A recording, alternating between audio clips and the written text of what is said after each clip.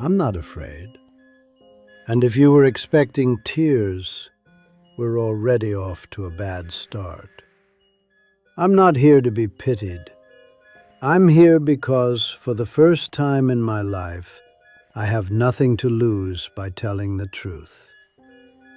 And the truth hurts, but it's the only medicine that works when it's too late for everything else. 37 years ago, I buried a man who had everything. His name was Richard. Brilliant, charismatic, a professor like me. He published more than anyone, earned more than anyone, always sharp, always busy, always surrounded by people who admired him but had never once sat at his dinner table. It was raining the day of his funeral. I remember thinking the rain felt unfair. A man like that deserved clear skies. I got there early because I respected his time, even in death. There were flowers, so many flowers, wreaths with elegant ribbons and formal messages written by secretaries who had never had a real conversation with him. But something felt off. There was no noise. None of those spontaneous conversations that happen when someone truly important is gone. No small groups sharing stories. No laughter breaking through tears.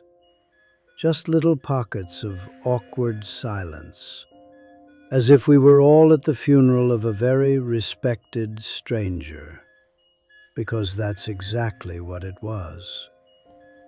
When the service began, the auditorium was half empty. Not empty of admirers, empty of people who mattered. His colleagues spoke about his flawless career. His students praised his sharp mind. Someone mentioned his international awards, his groundbreaking research, his gift for solving complex problems. But no one talked about dinners at his house. No one mentioned late-night phone calls when life falls apart. No one spoke about honest talks about fear, doubt, real dreams. No one talked about moments when Richard wasn't the brilliant professor, just Richard. It was a perfect tribute, and completely cold as the rain falling on a casket, surrounded by expensive flowers and elegant loneliness. I walked out of there with a strange feeling, not grief for a respected colleague, a warning, as if I had just seen my own future and I didn't like what I saw. That night, I did something I hadn't done in years. I called my daughter. Not to give advice, not to ask about her grades, just to ask how she was. That's it. I wasn't used to doing that. I was the professor, the busy one, the important one, the man who always had something more urgent waiting. She was surprised, thought something terrible had happened. And maybe she was right. Something had happened.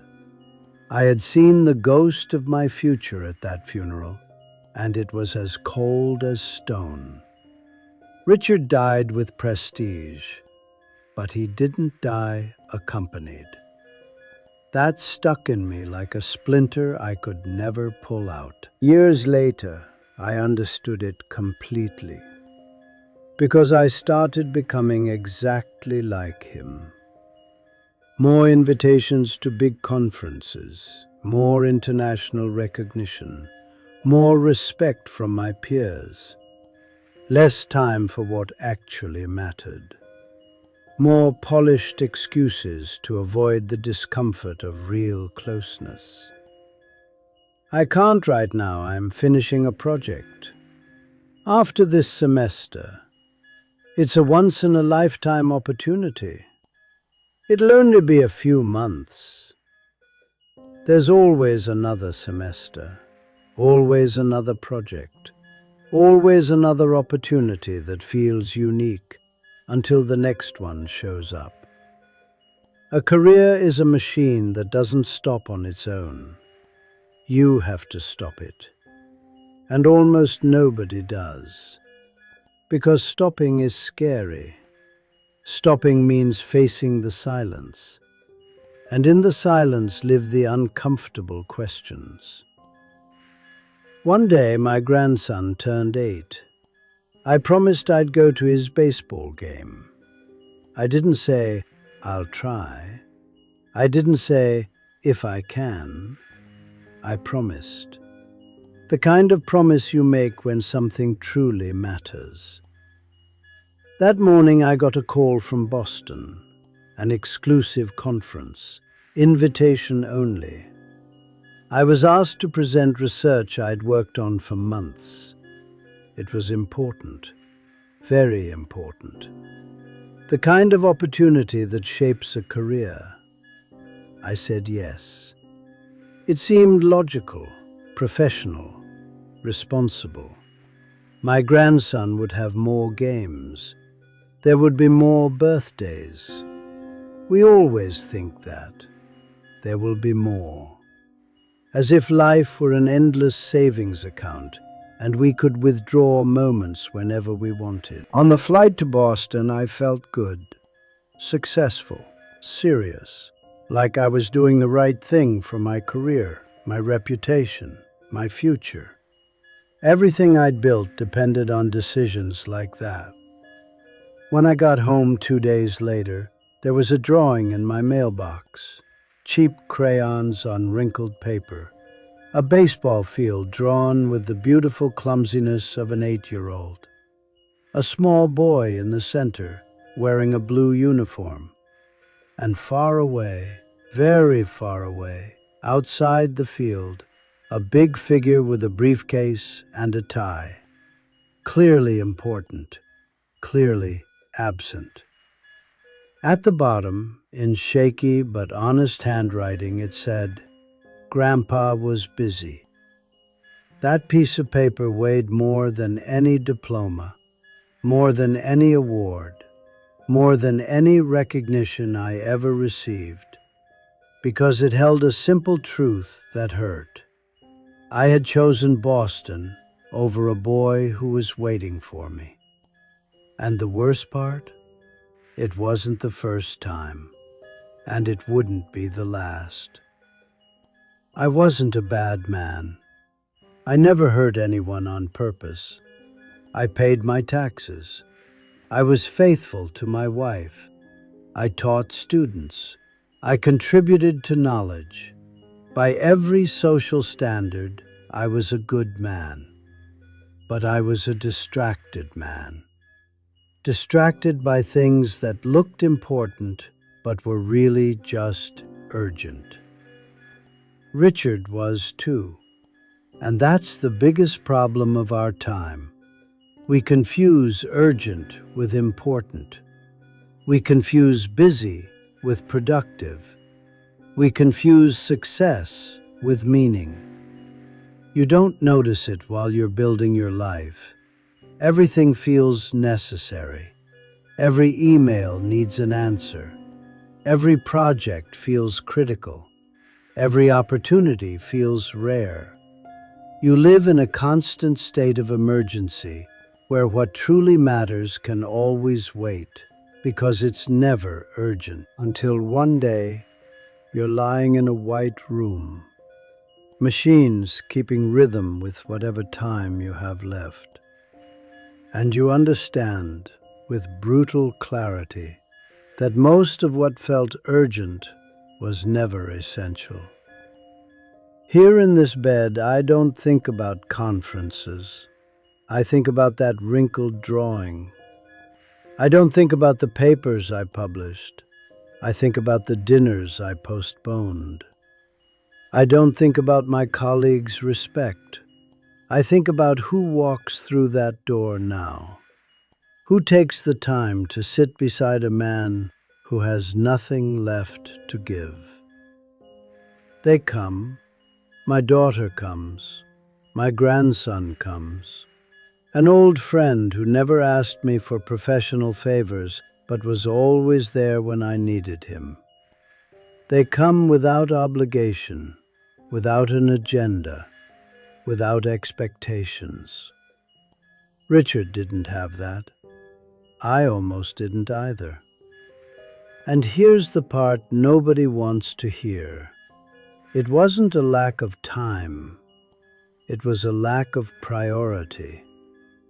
We all get 24 hours a day, all of us.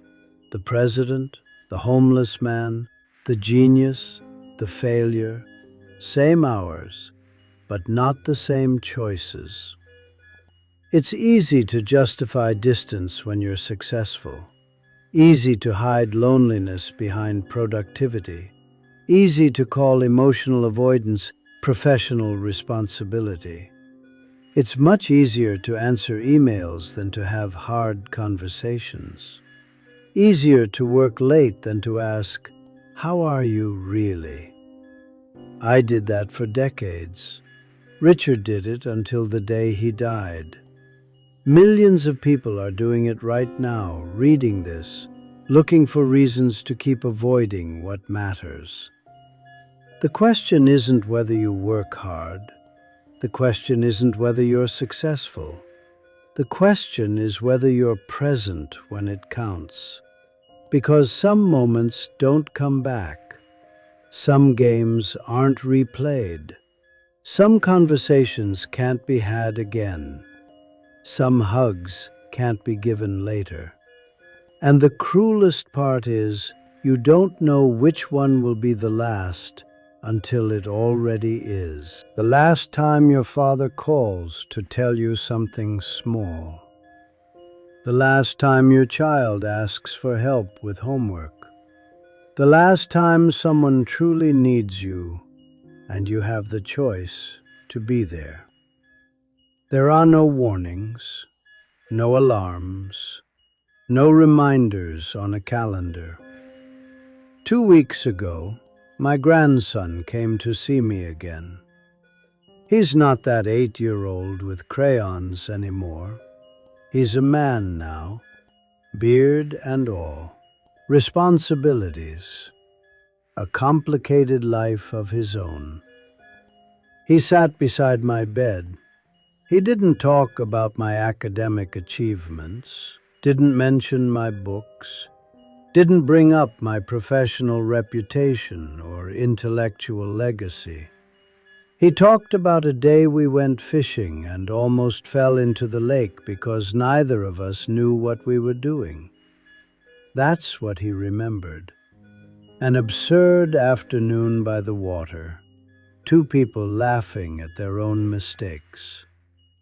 Not Boston, not the big conferences, not the awards. Just an afternoon when I was his clumsy grandpa who didn't know how to fish, but was fully there. That's what lasts. Not what you build to impress strangers, what you share with the people you love. What you build can be lost. Awards are forgotten.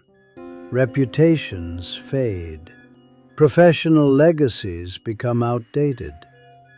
But what you share stays inside someone. It becomes part of who they are, passed down like an invisible gift.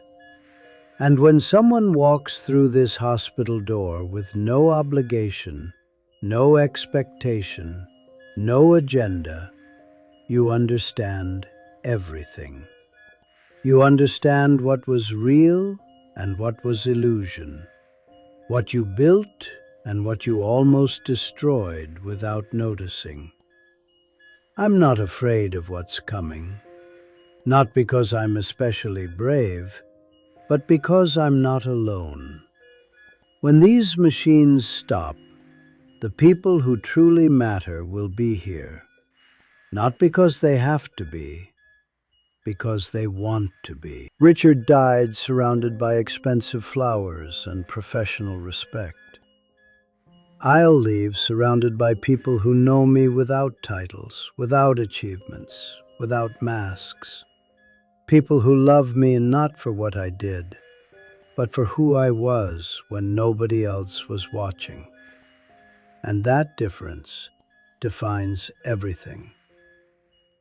Don't wait until you're in this bed to figure it out. Don't wait until the doctor lowers his voice and speaks in careful whispers. Don't wait until the silence is no longer optional and the choices aren't yours anymore. Look at your calendar. Look at your priorities. Look at your polished excuses. Look at all the important things keeping you from being present for what's essential. And ask yourself something brutally honest. If you died tomorrow, would there be more flowers than people at your funeral? There's your answer. There's everything you need to know about how you're really living. And believe me, after seeing both kinds of funerals, flowers don't stay. They wilt. They're thrown away. They're forgotten. But the people who truly loved you, they stay. In a place that matters more than any office you ever worked in. That's my last lesson, the only real one. Don't waste it the way I almost did. Time doesn't come back, but as long as you're breathing, you can still choose. Choose well.